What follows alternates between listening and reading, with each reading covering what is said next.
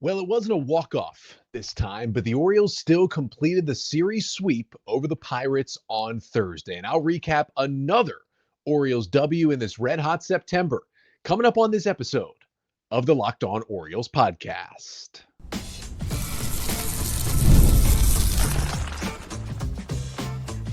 You are Locked On Orioles, your daily Baltimore Orioles podcast. Part of the Locked On Podcast Network, your team every day. Hey there, Orioles fans. Today is Friday, September 12th, 2025, and welcome back into the Locked On Orioles podcast, part of the Locked On Podcast Network, your team every day. As always, I'm your host, Connor Newcomb. And coming up on today's episode, we are going to recap another Orioles victory as they beat the Pirates 3-2 on Thursday afternoon to complete the sweep over Pittsburgh. I'll get you the 5 things you need to know from that victory, including pretty solid start from Cade Povich, another great day for the Oriole bullpen, and the winning swing again coming from Dylan Beavers. Then we'll do our latest edition of the Orioles Bullpen Trust Power Rankings. The O's have been the best bullpen in baseball in the month of September. We'll highlight the guys who are making that happen. And finally, some Mike Elias news. He quietly got a promotion earlier this year, what that means for the Orioles front office moving forward. But that's all coming up on this episode of the Locked On Orioles podcast, which is brought to you by FanDuel. Football season is around the corner, so visit the FanDuel app today and start planning your future bets now. So for the Orioles, another win. What a September it's been. The O's are now 8-1 in the month of September. Final score from Thursday afternoon at the Yard. The Orioles 3 and the Pittsburgh Pirates 2. And despite the fact that they were all one-run games and 2 of them took extra innings, the Orioles sweep the Pirates in this series. Their 7th sweep of the year. Here's a wild stat for you. The Orioles just completed their 7th sweep of the season. They've got, 5-ish series left in the year. They have already eclipsed last year. A team that went to the playoffs and won 91 games only collected 6 sweeps during the 2024 season. And this disaster team has 7 of them. Tells you how bad things gotten at times during this year, especially early in the year. But I'm going to get to the 5 things you need to know from the Orioles 3-2 win over the Pirates on Thursday afternoon. And the first thing you need to know is Cade Povich splashed some pretty nasty stuff in his start on Thursday. Final line for Povich, he goes 5 2/3 innings with 2 runs allowed, 5 hits, 6 strikeouts to 2 walks, and a home run on 93 pitches. Pirates hitters had just 4 hard hit balls against him in this game. Really had an issue squaring him up, and it was just a big day for the swing and miss stuff for Cade Povich. He got 7 whiffs against his changeup. His curveball had some swing and miss on it too. Overall, 17 whiffs for Povich was the second most in any start of his big league career since debuting last season for the Orioles. But I thought what was the most interesting thing, not just that the changeup had a lot of movement and the Pirates just couldn't stay on it, it was the pitch usage for Cade Povich. He threw 28 curveballs in this start, which was 30% of the time. It was his most used pitch. He was mostly a 3-pitch guy in this one. 28 curveballs, 27 changeups, 26 four-seam fastballs, and then tossed in a few sinkers and sweepers to go with it. But that was so intriguing because 30% curveball usage is not the highest usage of his career. He's thrown the curveball more often a couple of times in previous starts. But this is the first time in his big league career where the curveball was his most used pitch in any game. It's been a go-to weapon for him from time to time, but has never been his number one offering. He clearly had good feel for that pitch early in the start. Him and Alex Jackson saw the Pirates just could not get to that curve, most of the righties in their lineup, and he just attacked with it. And he got a lot of chase overall, 42% chase outside the strike zone, 50 on the curveball, 44 on the changeup. Pirates just could not lay off those pitches outside the zone. And, he had a couple of fastballs just get way too much of the plate early, like to start the game, he gets 0-2 on Jared Triolo and throws an 0-2 fastball legitimately right down the middle that Triolo lines into right field for a leadoff base hit. And then, the solo home run that he allows to Canario in the 3rd inning that ties the game. Just a fastball that gets way too much of the plate to a right-handed hitter, but then he started going to the curveball and the changeup more and actually throwing outside the zone a little bit more and getting chase. And I liked this start for Povich. Right? It's still not going to be the best we're going to see him, But I feel like he learned as the game went on. He made adjustments. He didn't let a big inning get to him. He got out of some jams. All good things, all nice steps for Cade Povich in this one. Second thing you need to know from this win is that Dylan Beavers was the one who came up with the big hit for the second day in a row for the Orioles. Of course, Beavers had the walk-off single with the bases loaded in the bottom of the 10th inning on Wednesday to give the Orioles their 2-1 win. Wasn't a walk-off on Thursday, but he had the winner as well. Go-ahead RBI single in the 7th, put the Orioles up 3-2, and it was a tough matchup for Beavers with 2 on and 2 out in a 2-2 game in the 7th inning and Beavers coming up. The Pirates go to the bullpen. They go to kind of a funky, sidewinding lefty in Evan Sisk, who is really, really tough on left-handed hitters. And Sisk gets Beavers into a 2-strike count, but Beavers just battling, gets the bat of the ball, grounds one up the middle. Nick Gonzalez, the second baseman, was able to knock it down to stop it from kind of fully going into center field, but he couldn't field it cleanly. It kind of knocked away from him a bit, and really good base running from Jackson Holliday. Going second to third, just did not stop. Buck Britton waving him home, and he scores easily to give the Orioles the 3-2 lead. And the Orioles just kind of doing the little things right there to create that run. And it was big for Jackson because he was only on second base because he had stolen second earlier in the inning. His 16th stolen base was a big day for key stolen bases for the Orioles. And Jackson had gotten himself on base, right? He had led off the 7th inning with a single, had another 2-hit day on Thursday. He's now hitting .378 in his last 12 games. There was a good story in the Baltimore Banner on either Wednesday or Thursday about how Jackson had a good conversation with Kyle Schwarber when the Orioles played the Phillies earlier this year about kind of his approach at the plate. And then on the Dylan Beavers side, who had the winning hit, just his second hit in the big leagues against a left-handed pitcher. He was previously 1 for 11 with 3 strikeouts and 4 walks against lefties. But this one, left-on-left matchup, and Beavers once again comes through. Third thing you need to know from Thursday's win is that Coby Mayo also had a big hit to drive in a run in this game. RBI single off a slider from Pirate starter Johan Oviedo in the second inning. Put the Orioles up 2-1 after Colton Cowser had got on base via a walk, and then he stole second for his second steal to get into scoring position.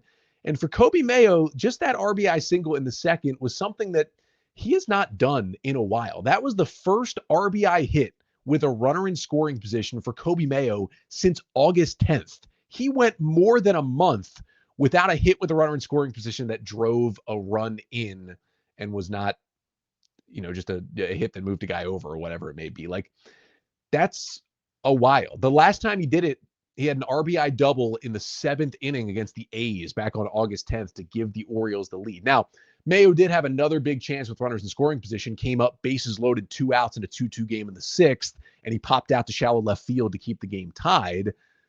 But, for Mayo, it's not like he's been worse in those big spots. He's hitting 186 this season, but he's hitting 212 with runners in scoring position now, so he's actually been a little bit better in the big spots. But when you watch him, despite the struggles, you can tell the swing decisions are getting better. The pitch recognition is getting better for Mayo. His chase percentage on breaking balls, like it's been sliders from righties that have just gotten him all year. And he is chasing them less and less. Back in May, when he first came up, 43% of those breaking balls outside the zone he was swinging at. It's down to 23% in the month of September. So he's making better swing decisions. It's that swing. It's the hitch he has in the swing, which the Orioles didn't mess with it because it just worked so well throughout every level of the minor leagues, and he dominated AAA with it. It was like, why would we change something if it's not broken? Let's just see how this does in the big leagues. And I think we have a large enough sample size from Coby Mayo in the bigs that it's going to hamper him. And I think it's really more evident now that the swing is the issue because he did have some approach issues as well. He's clearly worked on those approach issues. Like, he's swinging less out of the zone. He's attacking better pitches to hit. It's gotten better and better. And yet that swing is just putting him behind fastballs and out in front of breaking balls. And he's just kind of in between everything. I really do think the Orioles are going to undergo an overhaul on his swing this offseason. I think it's something that hopefully he's bought into. I think the Orioles have kind of bought into that at this point. And there was also a good story in Fangraphs by Ben Clemens on Thursday writing about Coby Mayo and kind of talked about how Mayo is struggling so much with those 2-strike sliders at this point that he should just swing more often early in the count when he's getting fastballs, especially on the inner half, which is his happy zone, and just go after pitches early and try to avoid getting into 2-strike counts.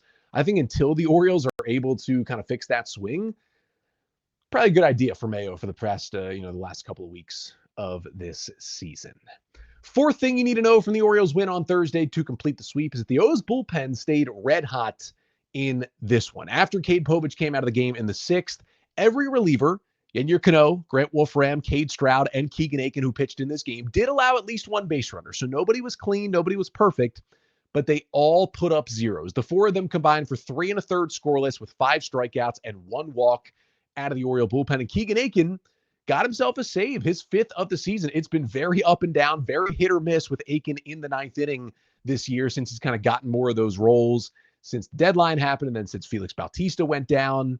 But overall, it continues just an incredible September for the Orioles bullpen. Like, you had Cano throwing that splitter, you had Wolfram with that devastating stuff, you had Cade Stroud throwing some nasty cutters, you had Aiken attacking the strike zone, which you like to see.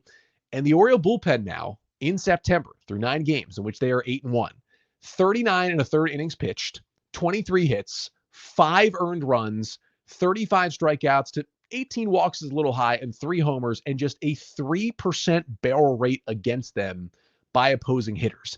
That is a 1.14 bullpen ERA in September, by far the best in baseball. Second is Seattle at 2.37. That's how locked down this kind of makeshift ragtag Orioles bullpen has been, as these guys, they're not just fighting for pride and to win games this year, they're fighting for major league roster spots next year, and everybody is kind of stepping up to the plate right now, which we'll get to in a moment. But the fifth and final thing you need to know from the Orioles 3-2 win over the Pirates on Thursday to complete the series sweep is that the Orioles ended the game, in my personal opinion, in one of the coolest ways to end a winning baseball game.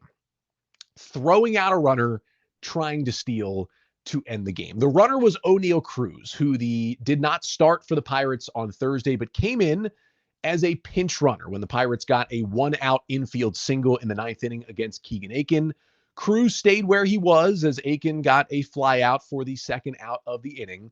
But then with an 0-2 count and 2 outs in a 1-run game with Cruz on first, he decided to take off. And that's what he was out there to do. O'Neal Cruz, coming into Thursday's game, 37 for 41 as a base stealer this season, National League's leading base stealer, and he was 72 for 81 in his big league career stealing bases, only caught 9 times, one of the best base stealers in Major League Baseball. Now, on the other side, Keegan Aiken is one of the best pitchers in the league at holding runners. He's only allowed 1 career stolen base, and Alex Jackson had thrown out 6 of 19 attempted runners this season for the Orioles, not so bad behind the plate.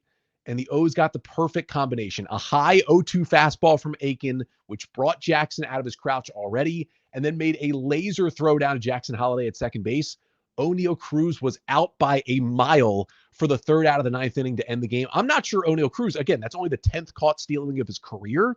Not sure Cruz has ever been thrown out by further than what he was by Alex Jackson on Thursday afternoon. And for me, a former catcher, I don't talk a lot about my baseball days on this show because I wasn't particularly good. I played through high school, but didn't play a whole lot. But I was a catcher my entire life. And I've ended at least one game in my life that way, throwing out a base runner. There is no better feeling, at least from the catcher perspective, when you end a ball game like that. Nothing fires you up more.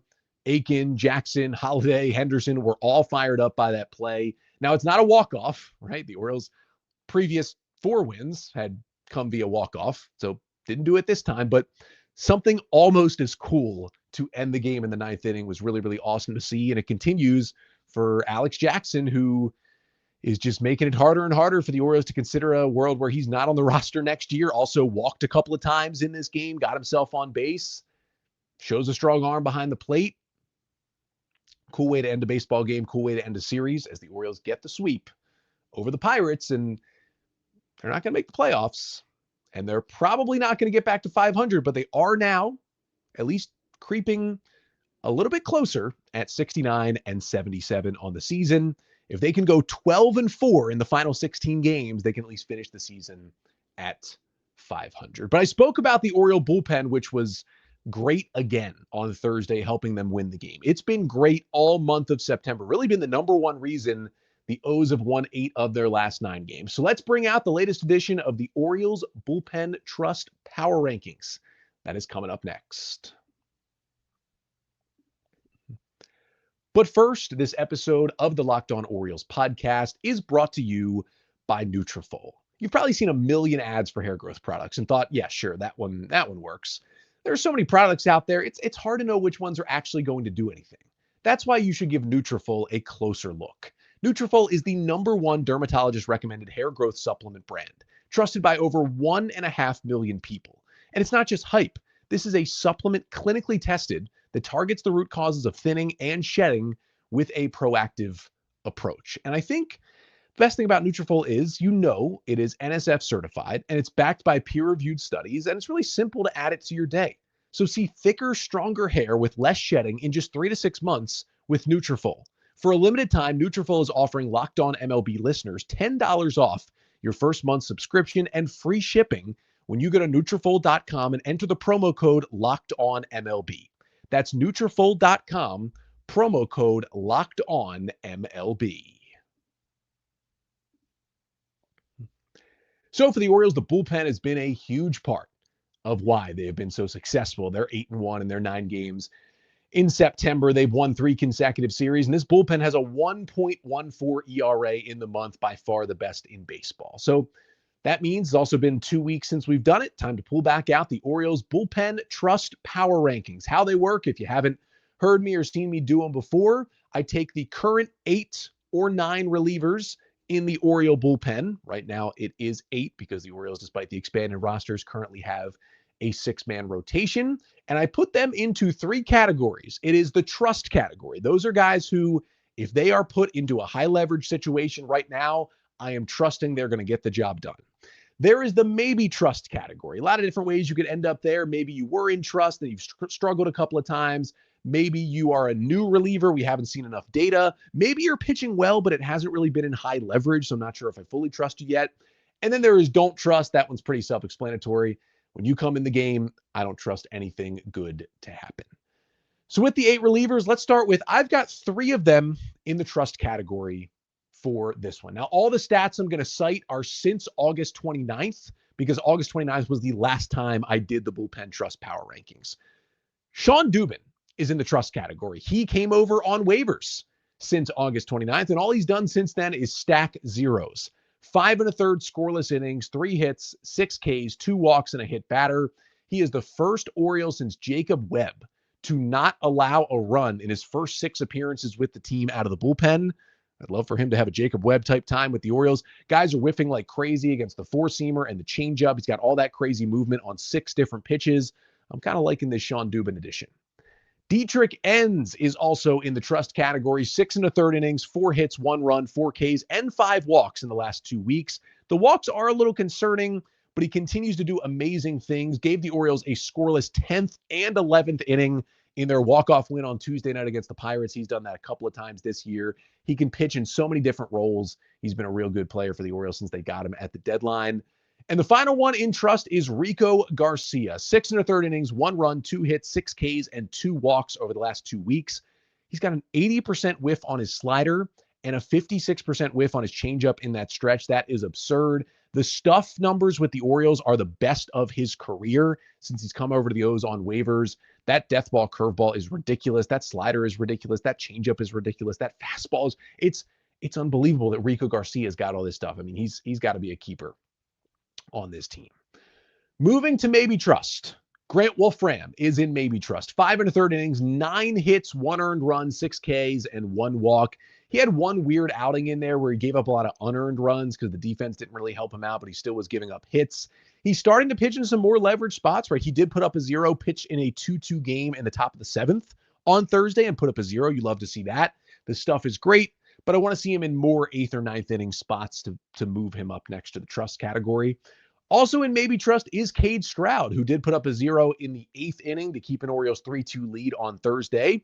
It's been 6 scoreless innings over the past 2 weeks, 4 hits, 7 strikeouts, but 5 walks. The stuff looks good. That cutter was incredible that he was throwing to get that final strikeout of Horwitz on Thursday. He's putting up zeros, but it is way too many walks right now. He can just lose it from times, batter to batter. I mean, out of nowhere, he issued a 4-pitch walk to McCutchen in that 8th inning on Thursday. It just came out of nowhere. That's a little concerning. That's why he's in maybe trust. Albert Suarez is also in maybe trust. 6 innings, 2 hits, 1 run, 3 Ks, a walk, and a hit batter for Suarez since coming off the injured list. He's been solid so far in multiple different roles, but the velo's been kind of up and down. He hasn't missed a lot of bats. I'm not sure I'd put him in the 9th inning right now, but he could get close there. He could get himself up there with a couple more good outings.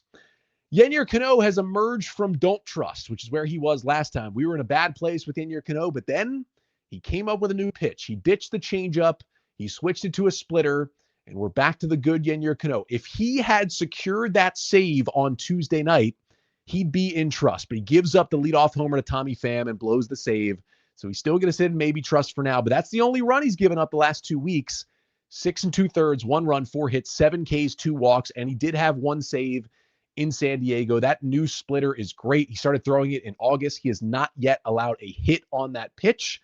The resurgence of Yennier Cano, I think, is coming from that pitch. And finally, the last one in maybe trust is Keegan Aiken. Nice to see him get that save on Thursday, but he's still just walking too many guys. Last 2 weeks, 5 1/3 innings, 1 run, 4 hits, 5 Ks, 4 walks, a homer, and he does have 2 saves in that stretch. Again, like, to get him in trust, I just want to see him get that command back. He's not down in don't trust because he's still getting outs generally, but the command is worrying me a little bit because he's doubled his walk rate from last year. You don't want to see that from Keegan Aiken, but still good enough to be in maybe trust. As much as I don't like him getting the save opportunities like he did Thursday, he did cash it in and secure the Orioles sweep over the Pirates. So if you're doing math, that's 3 guys in trust and 5 guys in maybe trust. For the first time, maybe all season, I do not have any Orioles relievers in the don't trust category. When you're running a 1.14 bullpen ERA and you've got the best bullpen in the league this month, it's hard for you to have guys in the don't trust. Everybody is picking up their weight. Everybody is getting big outs. There's not even really a guy in mop-up roles right now. Like, now that Grant Wolfram pitched that fairly high leverage spot on Thursday, I think all 8 of these relievers have pitched in leverage. Like, you go through it. Sean Dubin had the 8th inning the other night. Dietrich Enns had the 10th and the 11th. Rico Garcia had the 9th the other night. Wolfram had the 7th. Stroud had the 8th on Thursday. Suarez had the 10th on Wednesday. Cano had the 9th inning, trying to pick up the save on Tuesday. Keegan Aiken got the save on Thursday. They're all contributing. Tony Mansolino kind of feels like right now he can go to any of these 8 guys in maybe any spot and at least give them that chance because they've earned it. It's a good spot for this bullpen to be in. What it does make is tougher decisions for the Orioles this offseason when they certainly are going to add to that bullpen with some more veterans. Who stays and who goes? It'll be an interesting thing to follow throughout the offseason and into spring training. But the guy who really, at the end of the day, makes those decisions is Mike Elias. And we got some reporting on Elias on Thursday. He was quietly promoted earlier this season. We'll talk about what that means for him, for the Orioles, and the front office moving forward. That is coming up next to finish off the show. But first, this episode of the Locked On Orioles podcast is also brought to you by FanDuel. The NFL season is here, and FanDuel is making sure you're ready for kickoff with a can't-miss offer. Right now, new customers can bet just $5, and if your bet wins, you'll get $300 in bonus bets to use across the app. FanDuel's great because it fits however you like to bet. Player props, building a same-game parlay, or even jumping in live as the action unfolds. If the Ravens are annoying you on a Sunday, you can flip to other games, and you can use FanDuel to help you out with the excitement and the energy as well. So are you ready to play? Download the FanDuel app now by visiting FanDuel.com to get started. That's FanDuel.com to place your first $5 bet.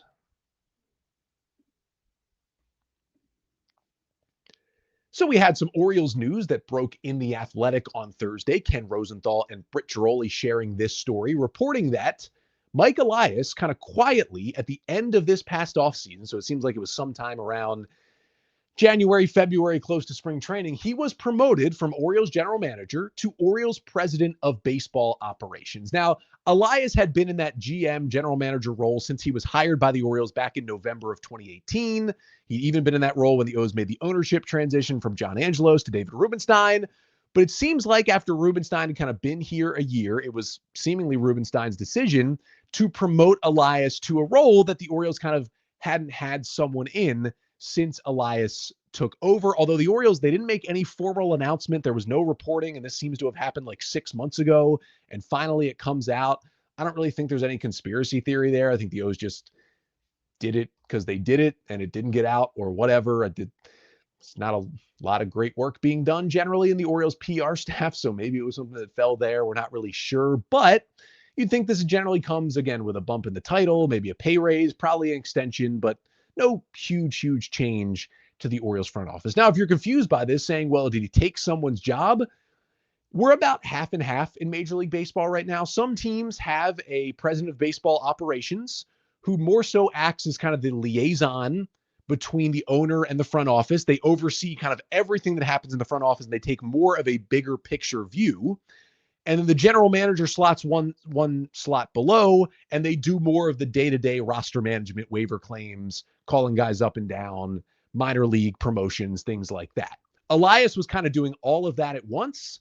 Now he gets a promotion to be able to focus on more bigger picture. He's still going to be the one running the show, still going to be the one calling the shots, but it's going to allow him to either A, promote some more people from within, or B, make another big name hire to get another big name potentially in this front office as the Orioles jump into what's probably going to be the most important Orioles offseason, at least in the last decade. And that is what is coming up here in about 2 months or so. Now, what could allow the Orioles to do is promote Sig Mejdal, who's vice president of the team, or Eve Rosenbaum, assistant GM. Either of them could be promoted to the general manager title and be below Mike Elias.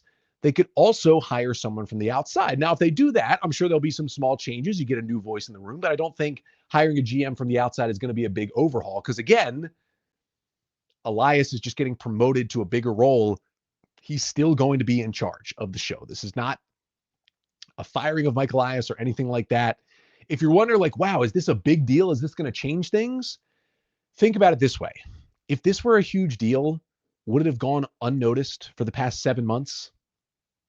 Probably not. It's mostly business as usual. It does allow the Orioles to kind of expand their front office and add more people, and that is what Rosenthal and Giroli's reporting, and Andy Kusko's reporting in the Baltimore Banner as well on Thursday was kind of all about. Now, we did get some more reporting about some potential names. Andy Kusko first reported, and Mark Feinsand reported as well, that the Orioles actually had interest in White Sox assistant GM Josh Barfield in bringing him in potentially for that GM role. But Barfield has decided to stay with the White Sox. If you remember, Barfield, former big leaguer in the mid-2000s with the Padres and Cleveland, was actually in the Orioles organization. They signed him to a minor league deal in 2012, but he spent the whole year in AA and AAA. That was his last year in affiliated ball, so he kind of knows the Orioles organization a little bit. Then he became a scout. Then he was the D-backs director of player development. Then he was hired by the White Sox back in September 2023, and he will stay there. But the Orioles did hire someone else new to that front office, and that is Danny Haas, who was previously the Washington Nationals scouting director, who had been in this role since he was hired in 2023. But with Mike Rizzo, their GM, getting fired earlier this year, I'm sure Haas probably thought, I'm going to be on my way out this offseason anyway as well, started looking for new jobs, and the Orioles came calling, hiring Danny Haas as a special assistant to the GM. Maybe he'd be in a position to get the GM job, but I would think not if they're already giving him a title that is not GM. Now, Haas does know the Orioles. After his minor league playing career finished, he was a scout for the Red Sox for 11 years from 2002 to 2012, and then he was hired by the Orioles from 2012 to 2018. He worked for the Orioles 3 years as a scout, and then he was 4 years as a same role, special assistant to the GM, to Dan Duquette when he was running the show back then. He also then left the Orioles, kind of left when everybody left, when Dan Duquette was fired. He was a scout for the Diamondbacks for the next 4 years, then hired by the Nats, worked on the draft, and now he is with the Orioles. And we will see. The Orioles did lose Brad Ciolek to the Nationals. Now with Rizzo out, Haas out, maybe Ciolek is out. Orioles getting him back. I'd not be mad about that. He did some great things with the Orioles draft operations before he took that kind of promotion job with the Nationals. But that's the current state of the front office. Again, I think this makes it even more clear. Although remember, all of this happened before this disaster season even started. So you could be someone who still argues, hey, a lot of things changed since then. It doesn't mean he's not going to lose his job. But for those who are saying they're going to fire Mike Elias, it was already not going to happen. Now that we know this, it's not going to happen, right? And if this happens again next year, maybe we're having that conversation. It's not happening now. What the Orioles are going to do potentially is someone new is going to be in that GM role. They're still going to be the number 2 behind Elias, but it could mean for a new face. Even if Eve or Sig get promoted, it allows for another spot to open that they're still, I think, going to hire someone from the outside. And of course, they still do need to hire a new manager this offseason as well. So whoever that new GM is, I think would certainly be a part of that search process as well. That'll do it for today's episode. Thank you so much for jumping in, tuning in to this one. We got some weekend baseball happening as the O's are taking on the team in first place in the AL East, the place the Orioles thought they would be this year. Instead, it's the Toronto Blue Jays, 84-62. They got like a 3-ish game lead right now. Trevor Rogers versus Chris Bassett tonight at 7:07 on MASN 2. Saturday at 3:07 on MASN 2, Tomoyuki Sugano against Max Scherzer. And then on Sunday at 1:37 on MASN 2, it's going to be Shane Bieber for the Blue Jays. It is TBD for the Orioles at this point. If I had to guess, we will probably see Kyle Bradish because the Orioles are skipping one turn of Dean Kramer because he's dealing with a little bit of that forearm soreness, even though the MRI was clean. Could be Kramer, could be Bradish, could be someone up from AAA. We'll see what they want to do on Sunday. But either way, until then, make sure to, hey, if you have any thoughts on the Bullpen Trust Power Rankings, put them right here in the Locked On Orioles YouTube comments. Make sure to like, comment, and subscribe.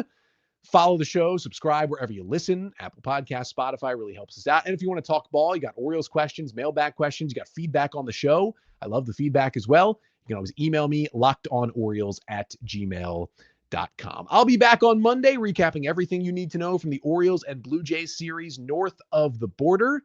Maybe the O's can play spoiler at the top of the AL East this weekend. But I'm back Monday. Until then, I'm Connor Newcomb, and this has been the Locked On Orioles podcast, part of the Locked On Podcast Network. Your team every day.